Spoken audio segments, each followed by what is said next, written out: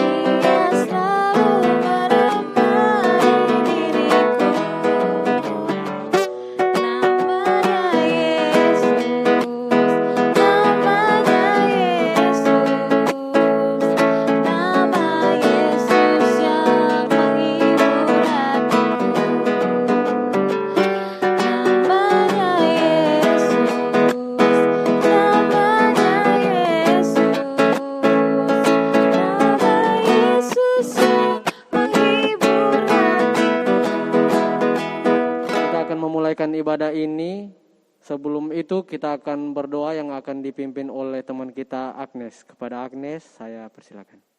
Kita buka ibadah ini dengan doa, kita berdoa. Ya Bapa, terima kasih pada hari ini kami bisa mengikuti ibadah remaja GPD Koinonia, walaupun masih secara online. Kiranya Bapa memberkati ibadah ini dari awal pertengahan hingga pada akhirnya. Inilah doa anakmu dalam nama Tuhan Yesus kami berdoa, amin. Tiba saatnya kita akan membaca Mazmur yang akan dipimpin oleh teman kita Ella. Kepada Ella, saya persilakan. Pembacaan kitab Mazmur saat ini terdapat dalam Mazmur pasal 150 ayat 1-6. Saya akan membacakannya untuk kita semua dan teman-teman mengikutinya dari tempat masing-masing. Haleluya, pujilah Allah dalam tempat kudusnya. Pujilah Dia dalam cakrawalanya yang kuat. Pujilah Dia karena segala keperkasaannya. Pujilah Dia sesuai dengan kebesarannya yang hebat. Pujilah Dia dengan tiupan sangkakala. Pujilah Dia dengan gambus dan kecapi. Pujilah Dia dengan rebanan dan tari-tarian. Pujilah Dia dengan permainan kecapi dan seruling. Pujilah Dia dengan ceracap yang berdenting. Pujilah Dia dengan ceracap yang berdentang. Biarlah segala yang bernafas memuji Tuhan. Haleluya. Menyambut pembacaan Mazmur ini, mari kita naikkan pujian Yesus Kekasih Jiwaku.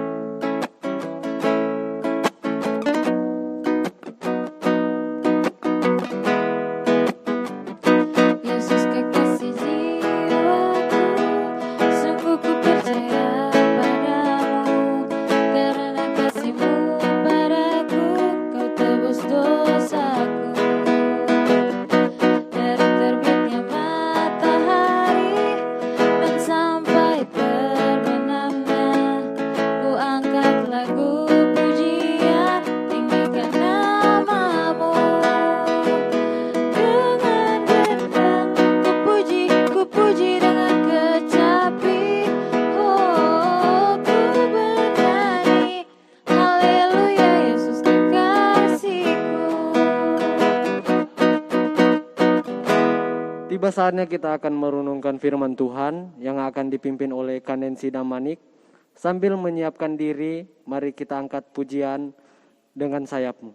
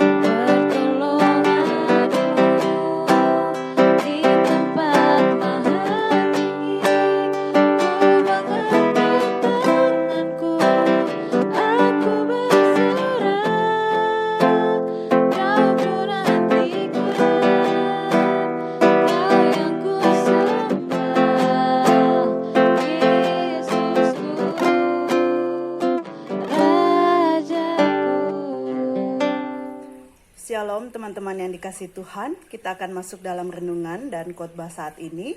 Tapi sebelumnya mari kita berdoa mohon pertolongan Tuhan untuk membimbing kita dalam perenungan ini. Mari kita berdoa.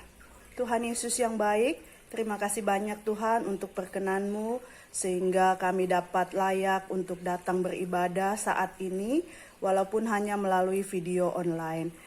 Tuhan, saat ini kami mau merenungkan sabda firman-Mu ya Bapa. Tutup bungkus hamba-Mu dengan Roh Kudus, agar Dia dapat berbicara sesuai dengan kehendak-Mu, dan ajar kami Tuhan untuk memahami apa maksud firman-Mu. Ini doa dan permohonan kami Bapa, dalam nama Yesus Kristus kami berdoa. Haleluya, amin. Shalom teman-teman yang dikasihi Tuhan. Pada ibadah video online saat ini kita akan merenungkan tentang tindakan iman. Ayat Alkitab yang akan kita baca bersama terdapat dalam Kitab Ibrani pasal 11 ayat 1 dan 2. Kita baca bersama-sama. Ibrani pasal 11 ayat 1. Iman adalah dasar dari segala sesuatu yang kita harapkan dan bukti dari segala sesuatu yang tidak kita lihat.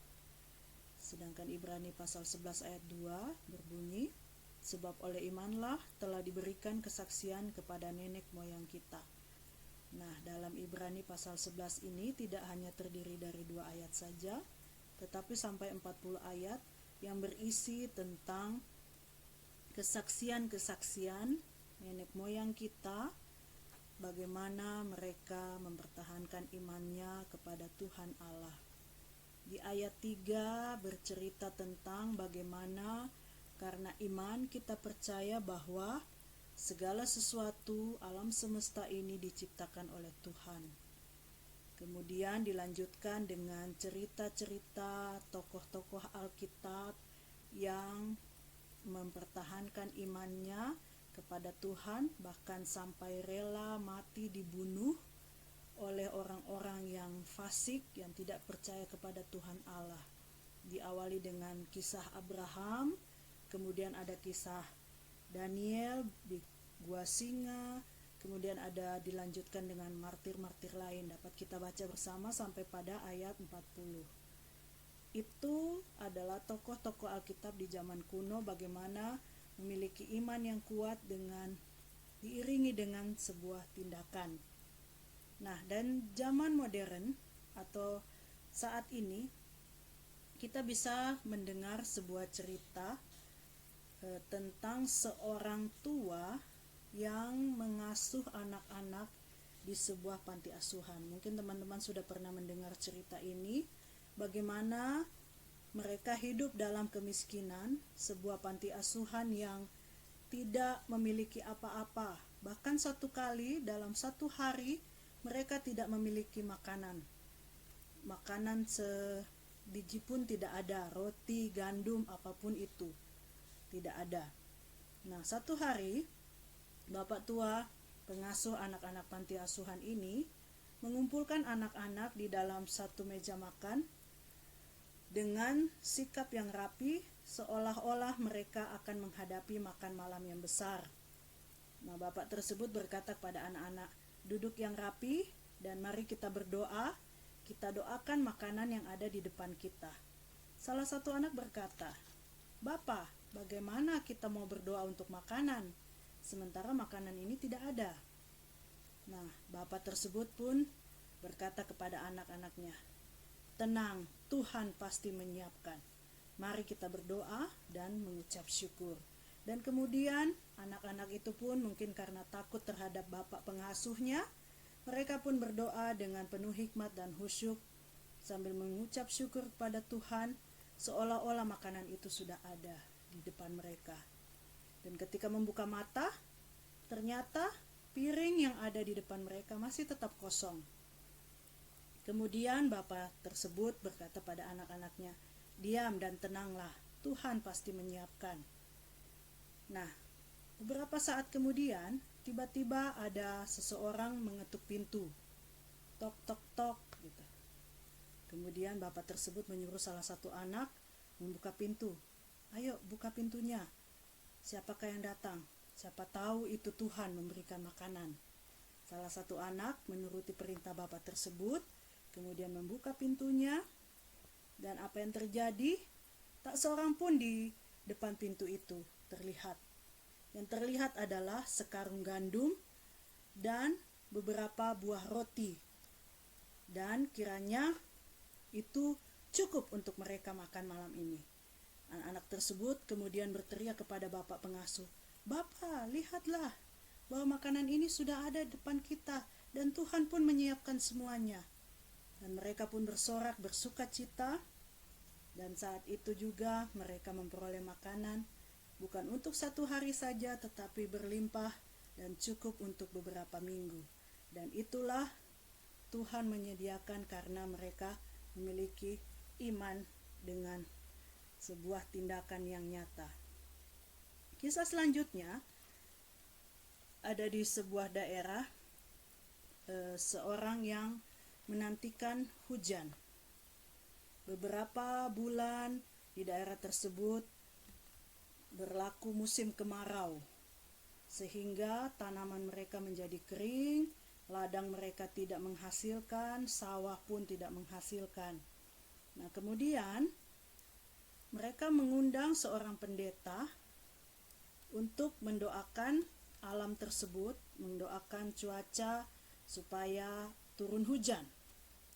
Dan pendeta tersebut mengumpulkan masyarakat untuk berada di tengah sawah dan mereka berkumpul bersama-sama.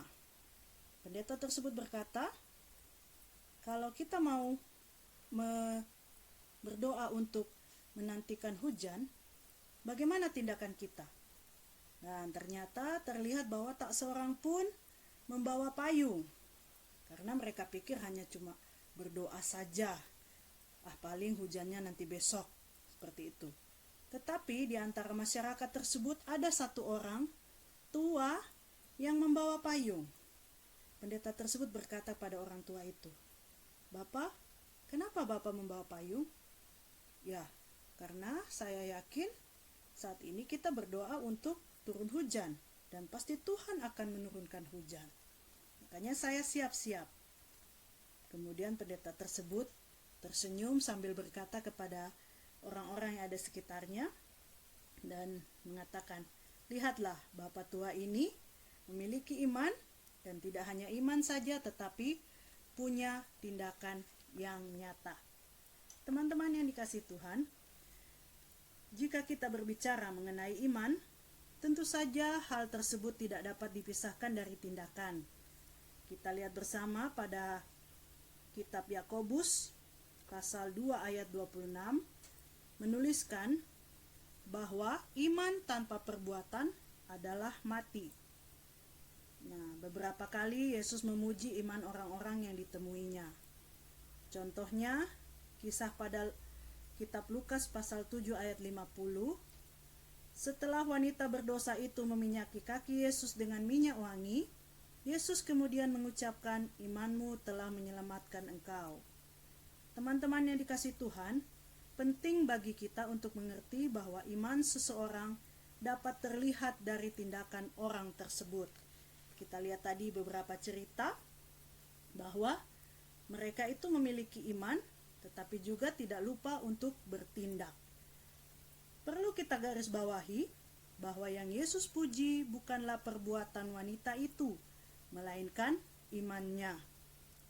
Banyak orang saat dalam masalah sering bertanya seperti ini, "Apa yang harus saya lakukan?" Pertanyaan itu menyiratkan sebuah fakta bahwa mereka mengira perbuatan mereka lah yang penting, yang dapat mengubahkan situasi. Tidak demikian. Beberapa orang lain juga mengira jika mereka berbuat sesuatu yang rohani, seperti banyak berdoa, berbuat baik, memberi persembahan, dan lain sebagainya, barulah Tuhan akan mengabulkan doa dan permohonan mereka. Sungguh hal yang keliru. Tentu saja tidak ada salah dengan berdoa, berbuat baik, atau memberi persembahan. Saya pun melakukan hal tersebut. Namun bukan perbuatan-perbuatan itu yang menyelamatkan kita, melainkan, saya garis bawahi ya, apa yang mendorong Anda melakukan perbuatan itu itulah yang menyelamatkan Anda. Dalam Galatia pasal 3 ayat 11 jelas mengatakan bahwa tidak ada orang yang dibenarkan di hadapan Allah karena melakukan hukum Taurat.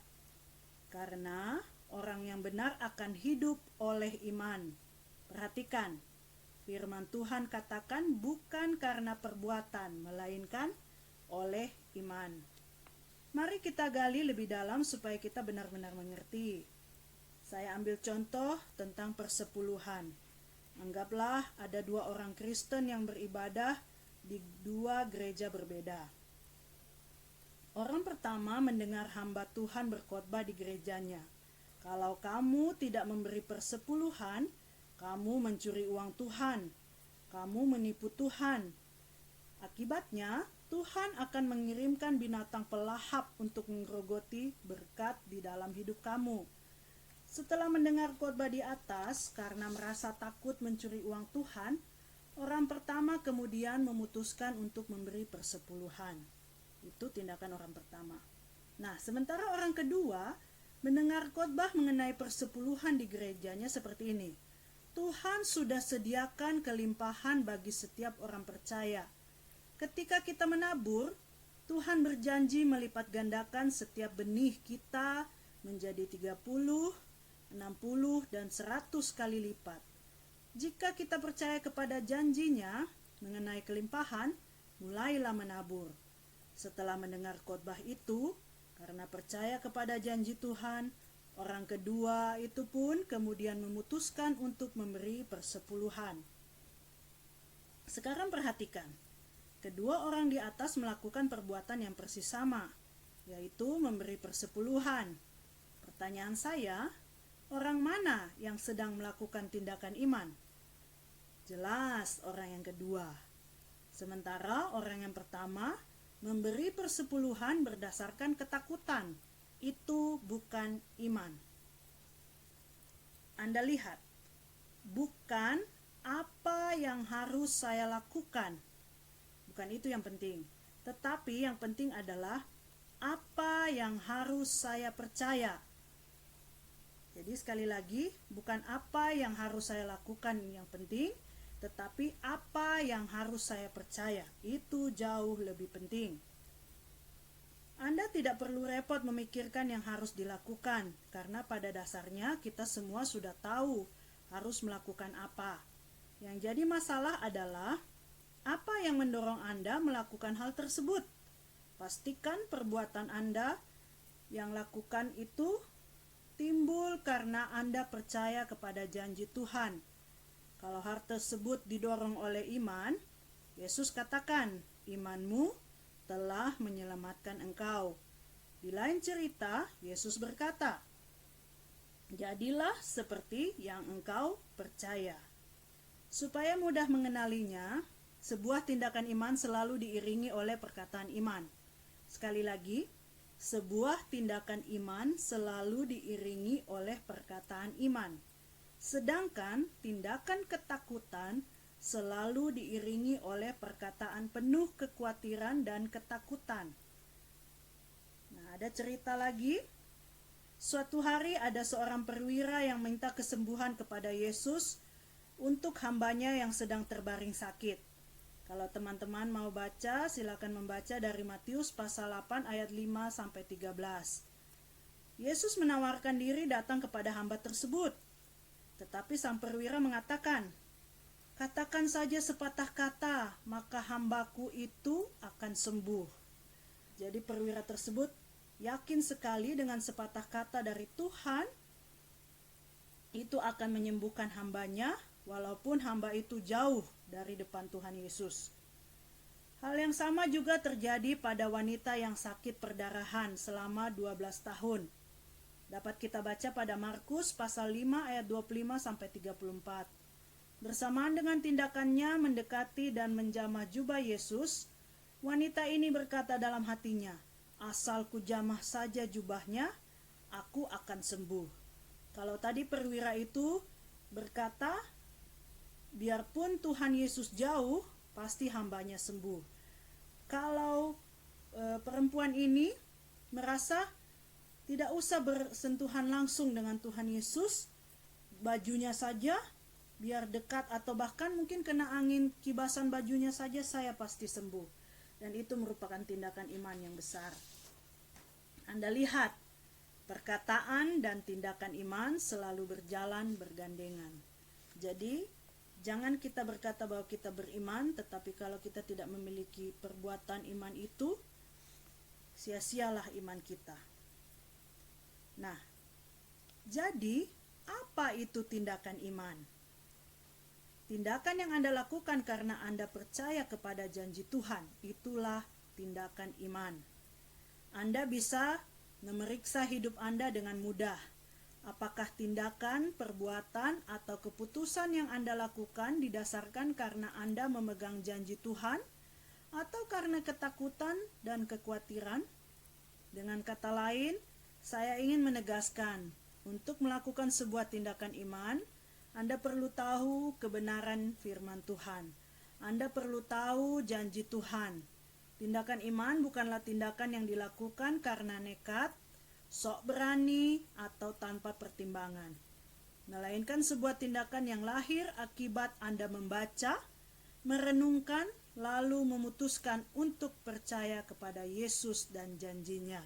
Dapat kita baca pada kitab Roma pasal 10 ayat 17 dan kitab Yosua pasal 1 ayat 8. Nah, jika saya dalam ketakutan, apa yang harus saya lakukan? Sekali lagi, jika saya dalam ketakutan, apakah yang harus saya lakukan? Saya tidak menemukan cara lain untuk mengobati penyakit bernama takut dan khawatir, selain dengan percaya kepada janji Tuhan. Anda perlu membaca dan merenungkan firman Tuhan setiap hari. Jika Anda sering menyiksa pikiran Anda dengan hal-hal negatif, seperti membaca berita negatif, menonton film, dan membaca buku yang memperlihatkan nilai-nilai yang negatif, bergaul dengan orang yang negatif, tidak heran hati dan pikiran Anda penuh dengan hal-hal negatif. Anda perlu segera mengganti asupan makanan ke hati dan pikiran Anda dengan kebenaran firman Tuhan yang memerdekakan. Nah, saya simpulkan di sini bahwa tindakan Anda adalah bukti Anda menyetujui sesuatu dan bukti dari segala sesuatu yang Anda percayai. Seperti contoh di atas mengenai persembahan.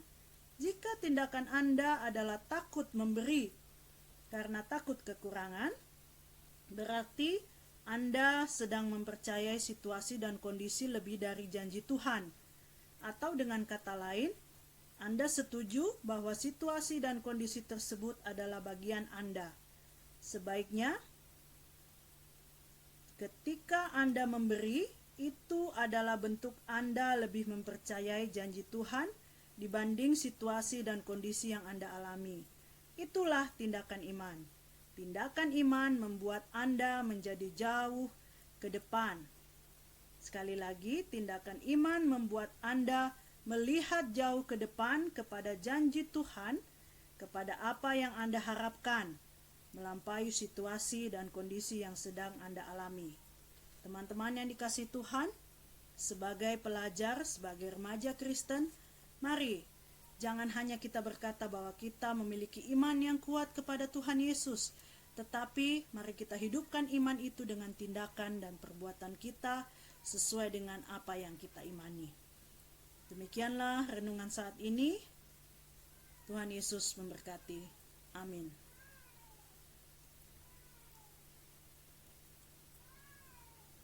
Teman-teman yang dikasihi Tuhan, kita akan berdoa syafaat. Ayo siapkan hati dan pikiran kita untuk berkonsentrasi menghadap Tuhan melalui penyampaian doa syukur dan syafaat kita bersama. Dengan sikap doa, mari kita nyanyikan pujian Bapa yang kekal, dan doa syafaat akan dipimpin oleh Kanensi Damanik.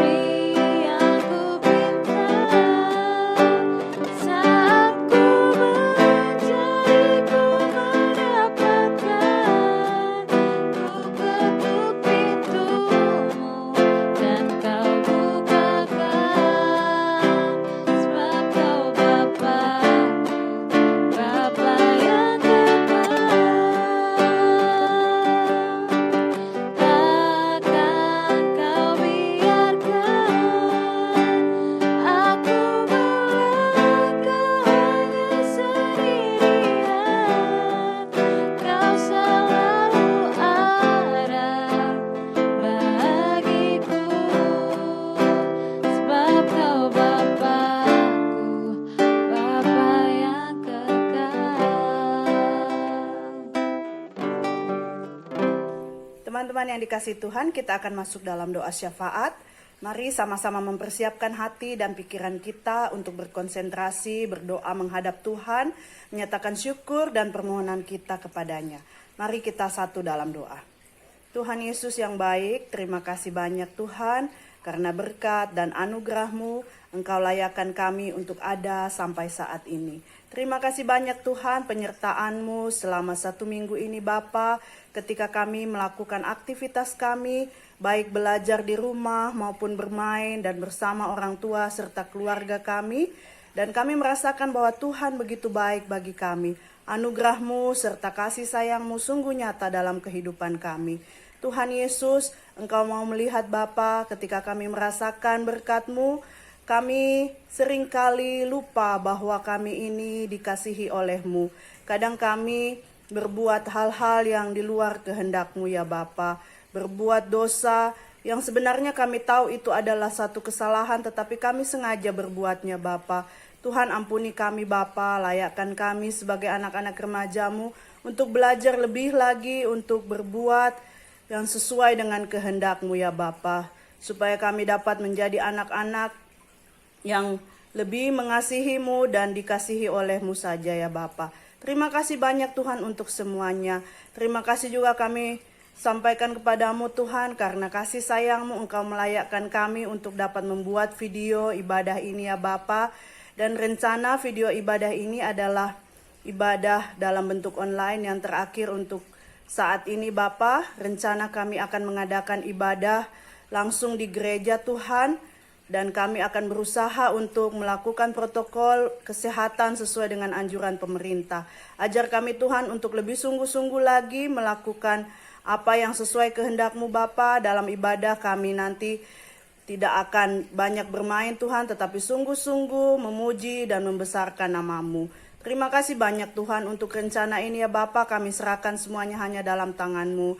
Kami sudah membicarakan hal-hal yang kami rencanakan untuk diadakan bulan depan ketika memulai ibadah di gereja Bapa. Biarlah itu sesuai dengan kehendak-Mu saja, dan ajar kami untuk lebih tertib lagi menjaga kesehatan kami di tengah-tengah pandemi wabah corona ini ya Bapa. Tuhan Yesus yang baik, kami berdoa juga dalam doa syafaat ini Bapa untuk orang tua kami, keluarga kami, baik yang dekat maupun yang jauh dari kami. Ajar kami Tuhan menjadi anak-anak remaja yang mau turut serta patuh kepada orang tua, dengar-dengaran kepada mereka Bapa, karena kami yakin Tuhan orang tua kami adalah wakil-Mu di dalam dunia ini. Ajar kami Tuhan menjadi anak yang lebih baik lagi, menyenangkan hati Tuhan dan menyenangkan hati orang tua kami. Ampuni salah dan dosa kami Tuhan, banyak hal yang kami perbuat melawan kehendak-Mu, baik itu kami secara pribadi maupun orang tua kami. Biarlah kami dapat layak untuk hidup di dunia ini sesuai dengan kehendak-Mu. Tuhan Yesus yang baik, kami juga berdoa untuk teman-teman kami yang belum sempat hadir saat ini Bapa, mungkin mereka dalam keadaan kurang sehat sehingga tidak dapat menonton video ini Bapa. Biarlah Tuhan Engkau mau memberkati, Engkau mau menyembuhkan mereka Bapa, sehingga untuk rencana bulan depan mengadakan ibadah langsung di gereja, mereka dapat hadir bersama-sama kami. Terima kasih Tuhan, kami berdoa juga untuk pengurus remaja Tuhan, mulai dari ketua sampai pada bendahara Tuhan, Engkau mau berkati, biarlah berikan hati, kesatuan hati untuk mau melayani Bapa, melayani anak-anak remaja di gereja Tuhan. Dan biarlah kesungguhan hati melayani itu benar-benar sungguh berasal daripada-Mu. Terima kasih banyak Tuhan, kami serahkan seluruh hidup dan kehidupan kami hanya di dalam tangan-Mu saja.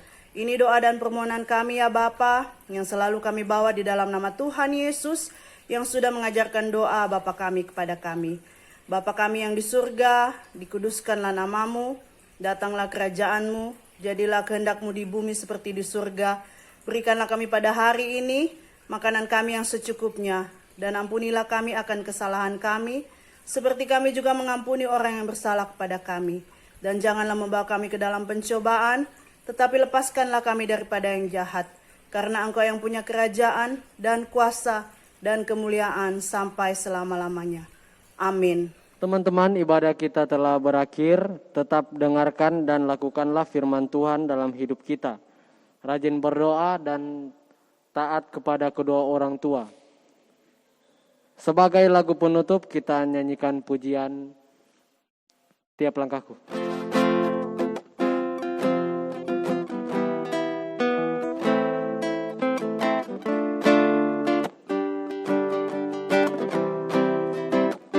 Tiap langkahku diatur oleh Tuhan, dan tangan kasih-Nya membimbingku. Di tengah gelombang dunia menakutkan, hatiku tetap tenang teduh. Tiap langkahku ku tahu Tuhan yang pimpin, ke tempat tinggiku diantarnya, hingga sekali nanti aku tiba di rumah Bapa sorga yang bakal. Hingga sekali nanti aku tiba di rumah Bapa sorga yang bakal. Ibadah kita telah berakhir. Doa penutup akan dipimpin oleh saudara kita Meli Anggraini Melolo. Kepada Meli kami persilakan. Kita satu dalam doa, kita berdoa. Ya Tuhan Yesus, terima kasih atas kesempatan yang Kau berikan kepada kami, sehingga kami telah selesai beribadah. Kiranya ibadah ini berkenan di hadapan-Mu.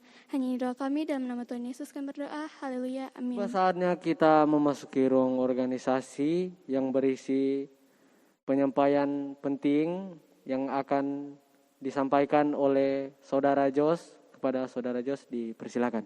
Shalom teman-teman. Sekarang berada saya di sini, di tempat ini untuk memberitakan pesan-pesan ruang organisasi seputar remaja GPID Koinonia Palu. Tapi sebelum itu saya mengucapkan terima kasih kepada Kanensi Damanik yang telah memberitakan pelayanan firman Tuhan. Semoga apa yang disampaikan oleh Kanensi itu bisa kita dengar dan kita lakukan di kehidupan kita sehari-hari. Terima kasih juga kepada teman-teman yang telah bertugas mengambil bagian. Saya ucapkan terima kasih dan tak lupa juga bagi teman-teman yang telah bekerja keras untuk pembuatan video ini, baik sound system dan kamera. Saya ucapkan terima kasih kepada kru-kru kita semua. Dan kita akan masuk ke dalam pengumuman penting. Untuk saat ini, ibadah online telah berakhir. Tapi minggu depan kita akan kembali ibadah offline seperti biasa. Tapi sebelum itu ada hal yang harus kita ikuti, ada protokol-protokol yang harus kita ikuti sebelum kita beribadah di gereja ini. Yang pertama, datang ibadah tepat waktu, yaitu on time. Yang kedua, wajib membawa masker. Dan yang ketiga, sebelum masuk ke dalam ruang gereja, harap untuk cuci tangan sudah tersedia di samping pintu gereja. Dan yang keempat, posisi duduknya itu sama seperti gereja pada umumnya, duduk berpisah-pisah dan tidak saling berdekatan.